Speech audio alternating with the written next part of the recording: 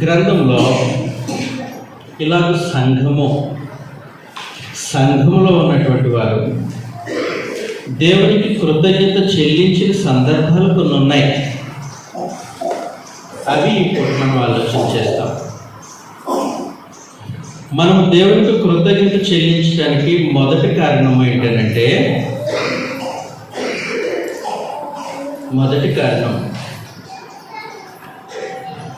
ఆయన మనలను సృష్టించినందుకు దేవునికి మనం కృతజ్ఞత చెల్లించాలి. మనం సృష్టించాడు, మనల్ని పుట్టించాడు, మనకు జీవాన్ని ఊపిరిని దయచేశాడు. అందును బట్టి మనము దేవునికి కృతజ్ఞత చెల్లించవలసిన వారమై ఉన్నాం. అపోస్తలుల కార్యగ్రంథం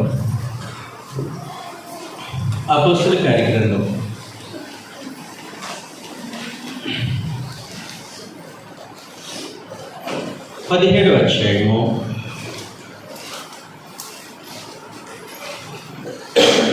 17వ అధ్యాయము 25వ వచనంలో నుండి, ఆయన అందరికీ జీవమును ఊపిరిని సమస్తమును దయచేయుచున్నాడు కనుక తనకు ఏదైనా పొదువై ఉన్నట్లు మనుషుల చేతులతో సేవింపబడేవాడు కాడు అని.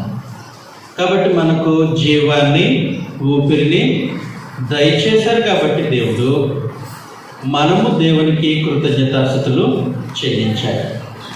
దేవుడు మనకు పుట్టించినందుకు కృతజ్ఞతలు చెల్లించాలి, మనకు జీవం ఇచ్చినందుకు కృతజ్ఞతలు చెల్లించాలి, మనకు ఊపిరిని దయచేసినందుకు కృతజ్ఞత చెల్లించాలి.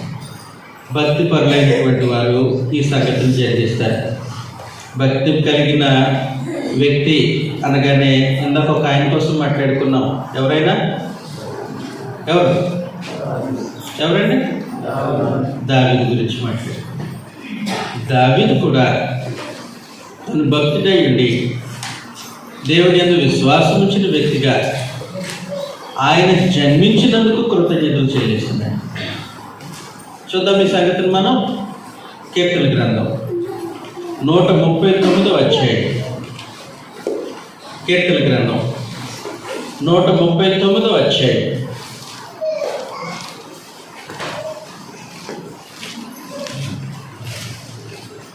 కీర్తన గ్రంథం 139వ అధ్యాయం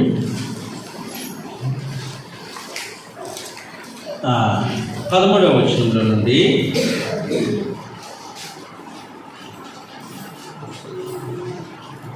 హెడ్డింగ్ ఏముంది? 139వ కీర్తనకి హెడ్డింగ్ ఏముందండి?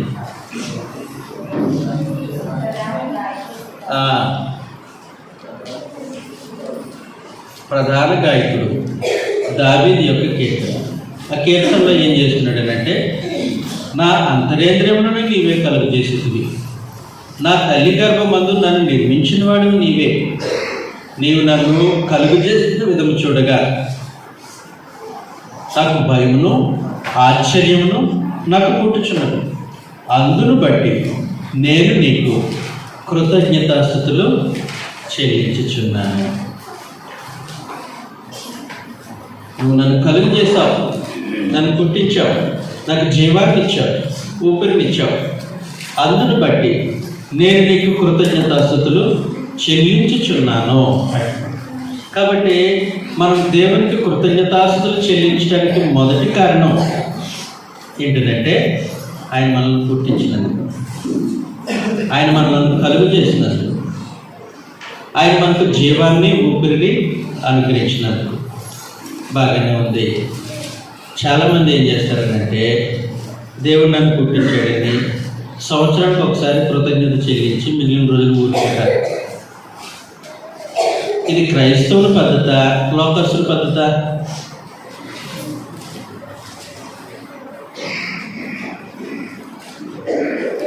దేవుడు మనకు జీవాన్ని ఊపిరిని ఒకసారి చూరుకున్నాడా? ప్రతి క్షణం ఇస్తున్నారా? తల్లి గర్భంలో మనల్ని జన్మింపు చేసిన తర్వాత ఆ రోజుకైనా జీవితకాలం అంతటికి బ్రతకటాక చెప్పండి.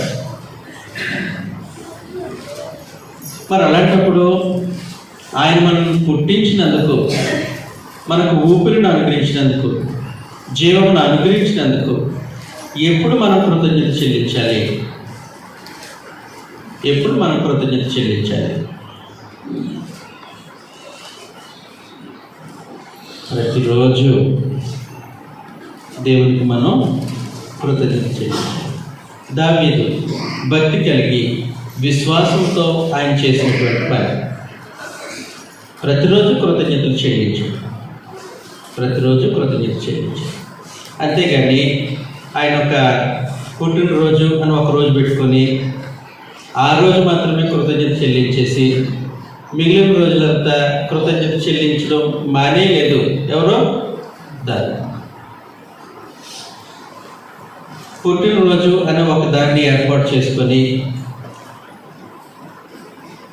ఆ కార్యక్రమాన్ని జరిగించిన వ్యక్తులు బైబిల్లో ఇద్దరు ఉన్నారు. వాళ్ళిద్దరూ కూడా దేవుని సంబంధులు కాదు. ఒకరు ఎవరనంటే ఐగుప్తు రాజు అయిన అన్యజనుడైన ఫరో. ఐగుప్తు రాజు అయిన అన్యజనుడైన ఫరో. ఫరో దేవుని జనాంగమా, అన్యజనుడా? ఫరో ఇశ్రాయేలీయుడా, ఐగుప్తీయుడా? ఐగుప్తు. అతనికి దేవుని నిబంధన లేదు, దేవునితో బాంధవ్యం లేదు, లోకానుసారంగా జరిగించే మనిషి.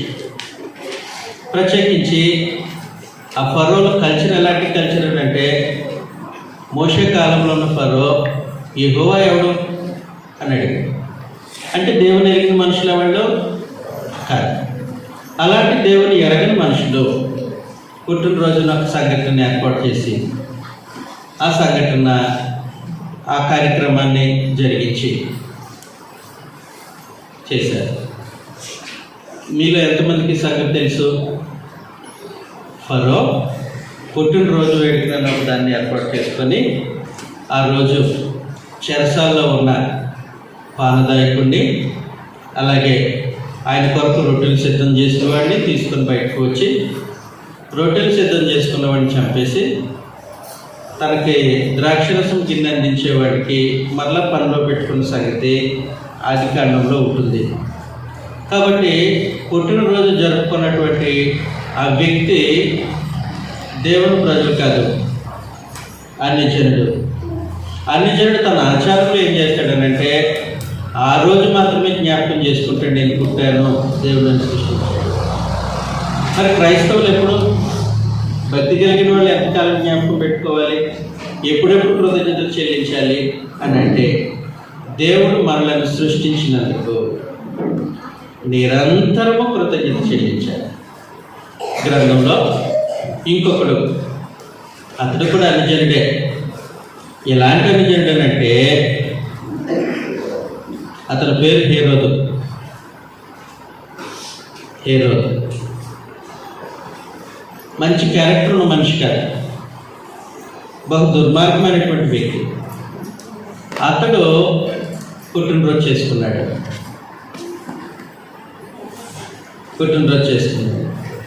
చేసుకొని ఆ పుట్టినరోజునే బాప్తిస్మం ఇచ్చి యోహాను తల నరికించేసి. ఇలాంటి రెండు సంఘటనలు మాత్రమే బైబిల్లో ఉన్నాయి. పుట్టినరోజు అని ప్రస్తావించబడిన రెండు సంగతులు. ఆ ఇద్దరు వ్యక్తులు కూడా దేవుని సంబంధులు కాదు, దేవుని సంబంధులు కాదు.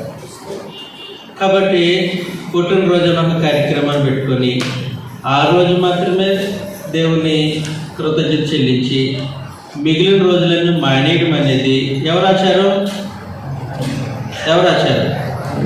దేవుని పిల్లల ఆచారమా? దేవుని ఎరగని మనుషుల ఆచారమా? మరి దేవుని పిల్లలుగా మనం చేయాల్సిందేంటి చెప్పాలి. ఆయన మనల్ని కలుగు చేసినందుకు, ఆయన మనల్ని పుట్టించినందుకు, మనకు ఆయన జీవాన్ని ఊపిరిని దయచేసినందుకు నిరంతరము యేసుక్రీస్తు ద్వారా ఆయనకు కృతజ్ఞత చెల్లించాలి. అర్థమవుతుంది కదండి? అది మొదటి సంగతి. గ్రంథంలో ఈ సంగతి రాయబడి ఉంది. ఆయన మనం కలుగు చేసినందుకు ఆయనకు కృతజ్ఞత చెల్లించినటువంటి సంగతి చదువుతాం ఒకసారి. ప్రకటన గ్రంథం. దావీదు ఆ విధంగానే కృతజ్ఞత చెల్లించాడు. దావీదు మాత్రమే కాదు, పరలోకపు సేనలు కూడా.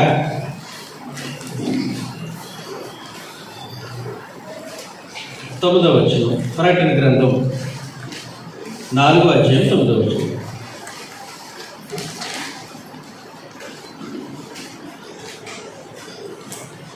ఆ సింహాసనం ముందు ఆసీనుడయ్యుండి యుగయుగములు జీవించిన వారికి మహిమయు ఘనతయు కృతజ్ఞతలను కలుగును గాక అని ఆ జీవులు కీర్తించుచుండగా, దేవునికి మహిమ ఘనత కృతజ్ఞతలు కలగాలి అని దేవుని సముఖంలో ఉండే దూతలు కీర్తించుచుండగా, 10వ వచనం, ఆ 24 పెద్దలు అంటే క్రీస్తు ప్రభు సంఘము. 24 పెద్దలు అంటే ప్రకటన భాషలో క్రీస్తు ప్రభు సంఘము సింహాసనాసీనుడైన వారికి ఎదుట సాగిలపడి యుగయుగములు జీవించిన వారికి నమస్కారం చేయొచ్చు. ఈ మాట జాగ్రత్తగా చదవాలి. ప్రభువా మా దేవా, నీవు సమస్తమును సృష్టించితివి, నీ చిత్తమును బట్టి అవి ఉండేను, దానిని బట్టి సృజింపబడిన కనుక నీవే మహిమ ఘనత ప్రభావమును పొందనరుడు అని చెప్పుచు తమ కిరీటముల సింహాసనం ఎదుట వేసిరి. కాబట్టి నువ్వు మమ్మల్ని సృష్టించావు, సమస్తాన్ని సృష్టించావు, కాబట్టి ఘనత మహిమ నీకు కలగాలి అంటున్నాను. ఈ మాట అన్నది ఎవరు? ఈ మాట పలికింది క్రీస్తు ప్రభు సంఘము. అర్థమవుతుంది కదా? కాబట్టి దావీదు భక్తి కలిగి విశ్వాసం కలిగి దేవుడు ఆయనను పుట్టించినందుకు కృతజ్ఞత చెల్లించాడు. కరెక్టే. మరి మనలను కూడా ఆయనే సృష్టించాడు కదా. కాబట్టి క్రీస్తు ప్రభు సంఘం గుర్తించాల్సిన సంగతి ఏంటంటే, మొట్టమొదటిగా ఆయన మనల్ని సృష్టించినందుకు మనం దేవునికి కృతజ్ఞత చెల్లించాలి. ఎప్పుడెప్పుడు చెల్లించాలి? సంవత్సరంలో ఒకసారి, అది కూడా ఉదయం అంతా తిరిగేసి సాయంత్రం ఒక్క గంట. ఎప్పుడు చెల్లించాలి? ఎప్పుడు చెల్లించాలి అంటే నిరంతరము దేవునికి కృతజ్ఞత చెల్లించాలి. అర్థమవుతుంది కదా? ఆయన మనం సృష్టించినందుకు మనం నిరంతరము దేవునికి కృతజ్ఞత చెల్లించాలి. ఒక సంగతి ఏంటంటే, దేవుడు మనల్ని సృష్టించాడు కాబట్టి భూమి మీద తల్లి గర్భంలో పరలోకంలో మనకు స్థలం ఏర్పాటు చేశాడు. అవునండి? అసలు భూమి మనం పుట్టకపోతే మనకు స్థలం ఉంటుంది అక్కడ? చెప్పాలి మీరు. మన తల్లి గర్భంలో జన్మించకపోతే పరలోకంలో దేవుడు మనకు ఒక స్థలాన్ని ఏర్పాటు చేస్తారా? చేయడు. కాబట్టి మనం మనుషులుగా దేవుని చేత సృష్టింపబడడం ఎంత గొప్ప సంగతి అంటే, కేవలము భూమి మీద కొద్ది కాలం బ్రతకడం మాత్రమే కాదు, దేవుడు మనల్ని పుట్టించినందుకు మరలా తిరిగి పరలోకం చేసుకొని నిరంతరము యుగయుగములు దేవునితో జీవించే గొప్ప ఆధిక్యత ఉంది దాని వెనక. అవునండి? అందువల్లనే కీర్తన గ్రంథం 90వ అధ్యాయం 3వ వచనం చదవండి ఒకసారి. ఎవరు చదువుతారు? కీర్తన గ్రంథం 90వ అధ్యాయం 3వ వచనం.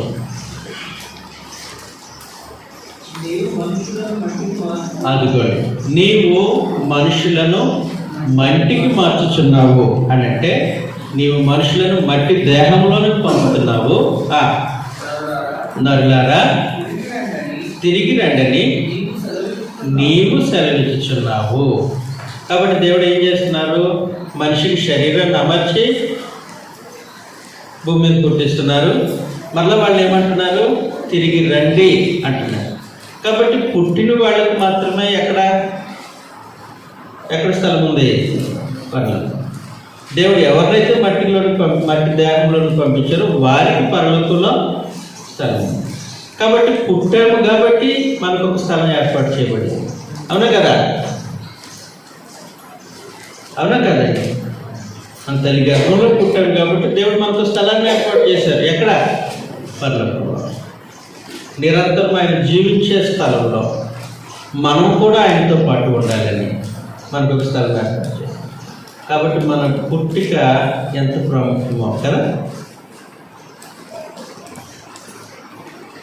పుట్టాము కాబట్టి మనకు గుర్తింపు, ఒక వ్యక్తిగా గుర్తింపు, ఒక వ్యక్తిగా పరలోకంలో మనకు ఒక స్థానం. అందువలన మనము నిరంతరము దేవునికి కృతజ్ఞత చెల్లించాలి. ఆయన మనం కలుగు చేసినందుకు కృతజ్ఞత చెల్లించాలి. ఆయన మనం సృష్టించినందుకు కృతజ్ఞత చెల్లించాలి. ఆయన మనల్ని పుట్టించినందుకు కృతజ్ఞత చెల్లించాలి. రెండవ సంగతి, మొదటి దేవుని నేర్చుకున్నాం.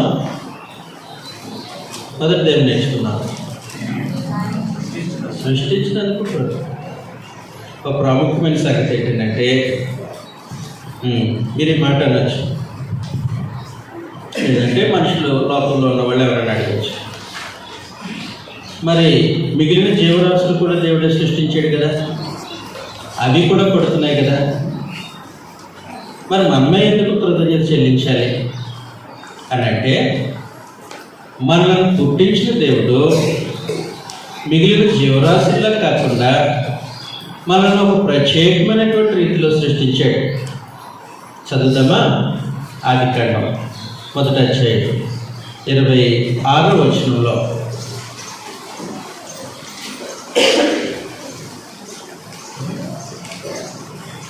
ఆదికాండం 1వ అధ్యాయం 26వ వచనం. దేవుడు మన స్వరూపమందు మన పోలిక చొప్పున నరులను చేయుదుము అన్నాడు. కాబట్టి దేవుడు ఏం చేశారనంటే, తన స్వరూపంలో తన పోలికలో నరులను చేశాడు. కాబట్టి మనకు దేవుడు తన స్వరూపాన్ని తన పోలిక నుంచి సృష్టించారు. అది గొప్ప సంగతి. అర్థమవుతుంది కదా? మామూలుగా మిగిలిన జీవరాశుల్లో సృష్టించలే. దేవుడు ప్రత్యేకించి మనకు తన స్వరూపాన్ని తన పోలిక ఇచ్చాడు. అంటే దేవుడు ఎంత యథార్థవంతుడో మనలను కూడా అంతటి యథార్థవంతులుగా పుట్టించాడు. చదువుతాం ఒకసారి మనం బైబిల్లో నుండి ప్రసంగి గ్రంథం 7వ అధ్యాయం 29వ వచనాన్ని చదివితే,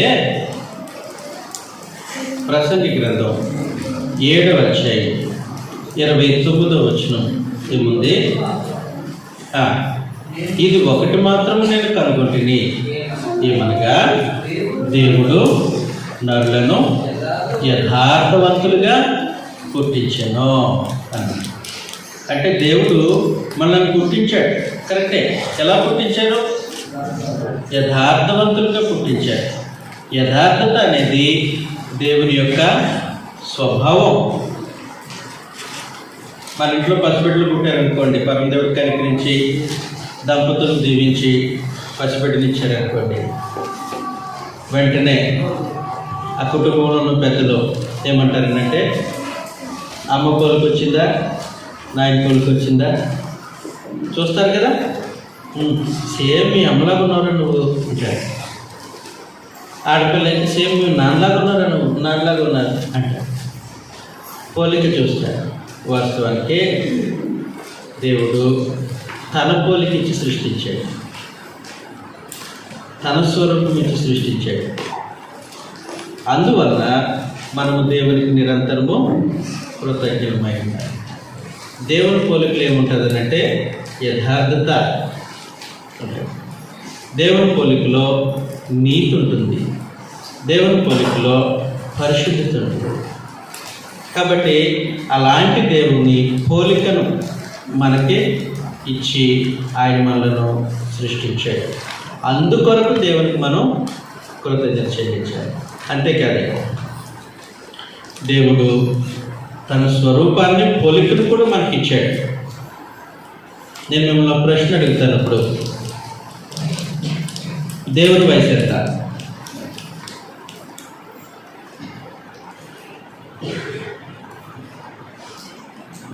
బాబు నీ వయసు ఎంత? లేదు పర్వాలేదు చెప్పు.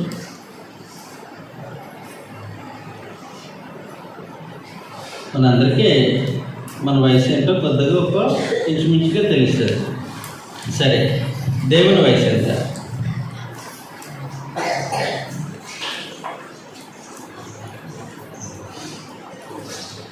నిద్రపోతున్న వాళ్ళు చెప్పొద్దు, మెలుకుకుండేవాళ్ళు చెప్పండి.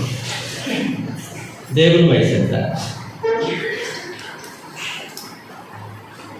మెలుకుగా ఉండేవాళ్ళు నన్ను ఏమన్నానంటే, ఏమయ్య బాబు బుద్ధి లేని ప్రశ్న అడుగుతున్నావు, దేవునికి వయసు క్యాలిక్యులేట్ చేయగలరా అని అన్నాను. నిజమే, వాస్తవం. ఎందుకనంటే దేవుడు శాశ్వతమైన వారు. ఆయనకి ఆది లేదు, అంతం లేదు. ఆయన నిత్యము ఉండేవాడు. అలాగూ నిత్య నివాసైనటువంటి పరమ తండ్రి తన పోలికను మనకిచ్చాడు. అనంటే దేవుడు ఎలాగ శాశ్వతంగా ఉంటారో మనము కూడా అలాగే శాశ్వతంగా ఉండే స్థితిలో దేవుడు మనల్ని పుట్టించాడు. అవునండి?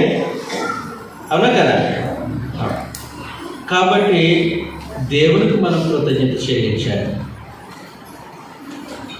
దేవుడు ఆత్మరూపి అయి ఉన్నాడు. మరి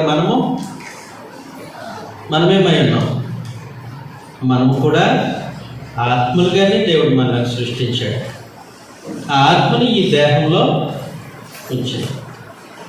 అర్థమవుతుంది కదా? కాబట్టి ప్రసంగి గ్రంథం 12వ అధ్యాయం 7వ వచనంలో ఒక మాట పరిశుద్ధ గ్రంథంలో మనం చూస్తాం.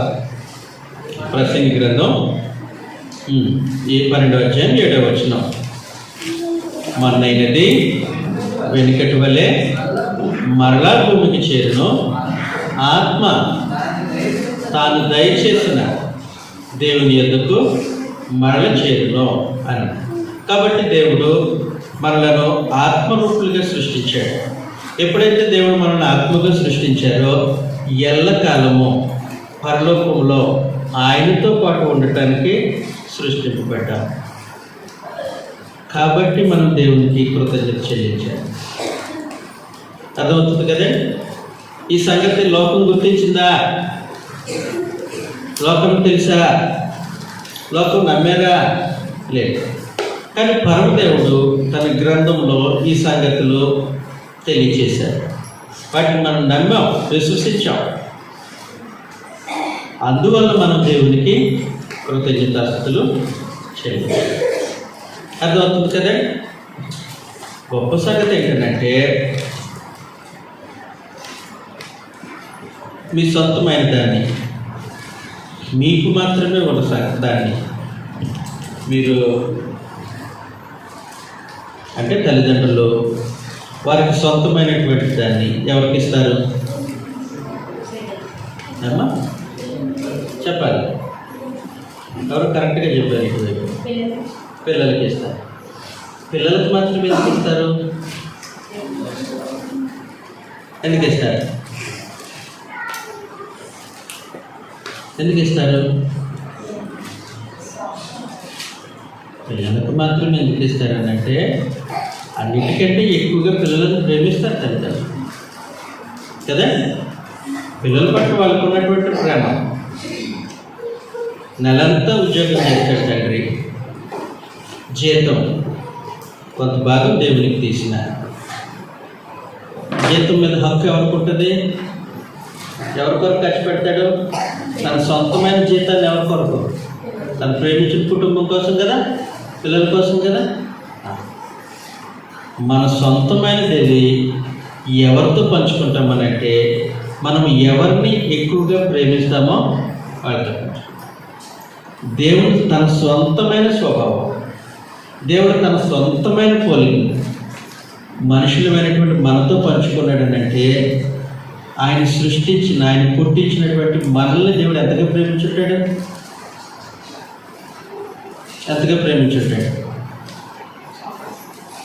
అందుకొరకు దేవుడు మనల్ని ఇలాగ సృష్టించినందుకు దేవునికి మనము కృతజ్ఞమై ఉండాలి. దేవునికి మనం కృతజ్ఞమై, ఇది మొదటి సంగతి. దేవునికి మనం కృతజ్ఞత చెల్లించవలసిన మొదటి సంగతి.